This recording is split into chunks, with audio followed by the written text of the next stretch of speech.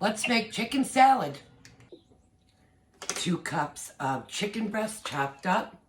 We're going to do a half a cup of mayo. That looks about right. We're going to do about a couple of teaspoons of Dijon mustard. Maybe a little more. I'm going to do about a 1/4 cup of sour cream.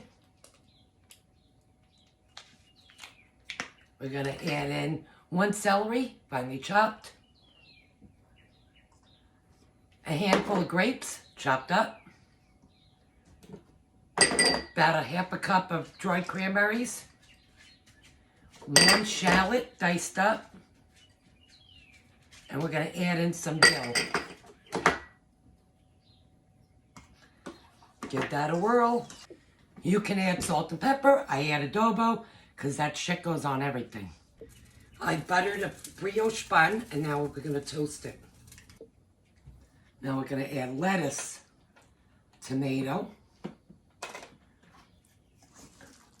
a healthy scoop of this chicken salad. Look at that. That looks delicious. That's so good.